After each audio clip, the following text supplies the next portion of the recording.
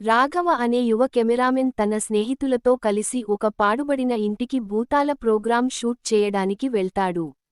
అందరూ నవ్వుతూ, భూతాలు నిజం కావు అని చెబుతారు. అప్పుడే లైట్లు మెరుస్తాయి. కెమెరా స్వయంగా రికార్డ్ అవడం ప్రారంభిస్తుంది. ఆ కనక రాఘవకు విచిత్రంగా అనిపిస్తుంది. అతని శరీరం వణకడం ప్రారంభమవుతుంది. స్నేహితుడు, రాఘవ, నీకు ఏమైంది? రాఘవ స్వరం ఒక్కసారిగా భయంకరంగా మారుతుంది. రాఘవ, నా ఇంటికి వచ్చారు. ఇప్పుడు నిజం తెలుసుకుంటారు. అందరూ భయంతో పరుగెత్తిపోతారు. ఆ రాత్రి రాఘవ విచిత్రంగా ప్రవర్తించడం ప్రారంభిస్తాడు. కొన్నిసార్లు ఒక మహిళలా, మరికొన్నిసార్లు కోపంతో ఉన్న యోధుడిలా ప్రవర్తిస్తాడు. అతని తల్లి భయపడి ఒక పూజారిని పిలుస్తుంది. పూజారి, ఇందులో ఒక ఆత్మ కాదు, 2 ఆత్మలు ఉన్నాయి. పూజారి పూజలు ప్రారంభిస్తాడు. ఆ కనక రాఘవ పెద్దగా కేక వేస్తాడు. రాఘవ ఆత్మస్వరం, మాకు న్యాయం లేకుండా చంపేశారు. మేము ప్రతీకారం తీసుకుంటాం. గది చల్లగా మారుతుంది. లైట్లు పగిలిపోతాయి. ఆత్మలు తమ కథ చెబుతాయి.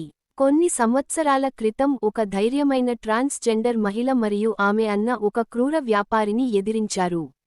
ఆ వ్యాపారి అమ్మాయిలను అపహరించి చాలా మందికి నష్టం చేశాడు. వాళ్ళు అతన్ని ఆపడానికి ప్రయత్నించినందుకు అతను వారిని క్రూరంగా హత్య చేశాడు. చనిపోవడానికి ముందు వారు ఒక మాట చెప్పారు. మరణించిన తరువాత కూడా, మేము తిరిగి వచ్చి న్యాయం సాధిస్తాం. ఇప్పుడు ఆ ఆత్మలు రాఘవ శరీరంలోకి వచ్చి ప్రతీకారం తీర్చుకోవాలని నిర్ణయించుకున్నాయి. రాఘవ శక్తివంతమైన రూపంలో మారి విలన్ ఇంటికి వెళ్లాడు. రాఘవను చూసి విలన్ నవ్వుతాడు. విలన్, నువ్వు ఒక్క మనిషివే. అప్పుడే రాఘవ కళ్లలో ఎర్ర కాంతి మెరుస్తుంది. ఆత్మస్వరం, నిరపరాధుల జీవితాలను నాశనం చేశావు. ఇప్పుడు నీ సమయం ముగిసింది. భయంకరమైన అతీంద్రియ పోరాటం మొదలవుతుంది. చుట్టూ ఉన్న వస్తువులు గాల్లో ఎగురుతాయి. లైట్లు పేలిపోతాయి. చివరికి విలన్ భయంతో నేలపై పడిపోతాడు.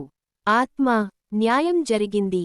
ఆ ఆత్మలు శాంతిగా రాఘవ శరీరం నుండి బయటకు వెళ్తాయి. రాఘవ మెలకువ వచ్చి ఏమీ అర్థం కాక ఆశ్చర్యపోతాడు. చివరి సన్నివేశంలో చీకట్లో ఒక నీడ నవ్వుతూ కనిపిస్తుంది. నారేటర్, కొన్ని ఆత్మలు న్యాయం జరిగే వరకు వెళ్ళవు.